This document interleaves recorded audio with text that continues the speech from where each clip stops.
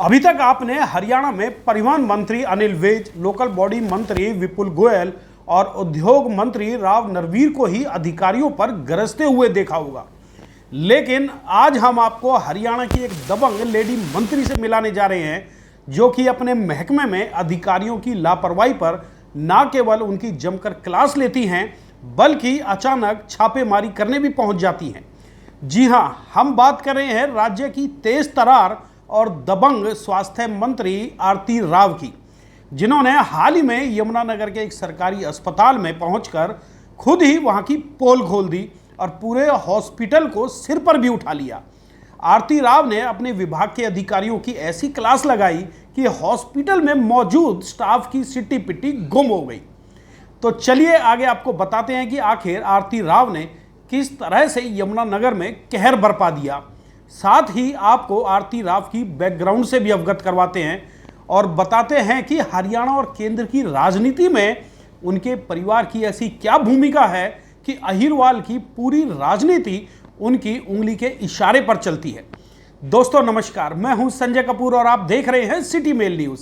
पहले आपको दिखाते हैं कि स्वास्थ्य मंत्री आरती राव अचानक से यमुनानगर के सरकारी अस्पताल में कैसे पहुंची और वहां उन्होंने ऐसा क्या कारनामा किया जिसके बाद से सोशल मीडिया पर उनकी दबंग छवि की चर्चा हो रही है। दरअसल आरती राव को लगातार शिकायत मिल रही थी कि यमुनानगर के सरकारी अस्पताल में स्टाफ की लापरवाही की वजह से मरीजों को बेहद परेशानी हो रही है। इस पर स्वास्थ्य मंत्री का काफिला अचानक से अस्पताल जा पहुंचा और मंत्री आरती राव ने वहां तमाम व्यवस्थाओं को बारीकी से चेक किया। वो अस्पताल के बाथरूम सहित तमाम हिस्सों में खुद ही जांच पड़ताल करने पहुंच गई। वहां की अव्यवस्था देखकर आरती राव को काफी दुख हुआ। उन्होंने तुरंत ही वहां से हेल्थ विभाग के एक बड़े अधिकारी को फोन लगाकर जमकर डांटा। आप भी देखिए कि किस तरह से आरती राव ने इस अधिकारी की ऐसी क्लास लगाई, शायद जिसे वो कभी भूल पाए।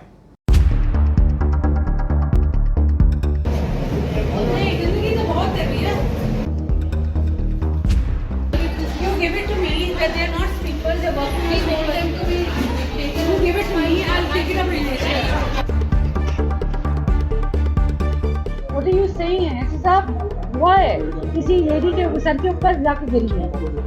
आपको ये मालूम नहीं है? यहाँ पे बोल रहे हैं कि पेशेंट्स वैसे ही आते हैं और जो उनके साथ है वो भी पेशेंट हो जाते हैं। Please come and visit the civil hospital. I don't think you have any idea about it. You have no idea at all. इसके बाद उन्होंने एससी से पूरी रिपोर्ट तलब कर ली।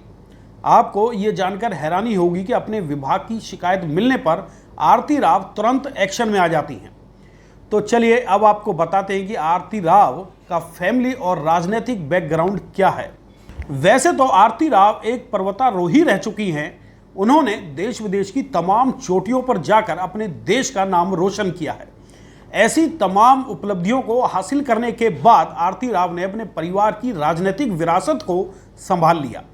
आरती राव के दादाजी राव वीरेंद्र सिंह हरियाणा के मुख्यमंत्री रह चुके हैं और उनके पिताजी राव इंद्रजीत से भला कौन परिचित नहीं होगा। राव इंद्रजीत के इशारे पर अहिरवाल की समूची राजनीति संचालित होती है।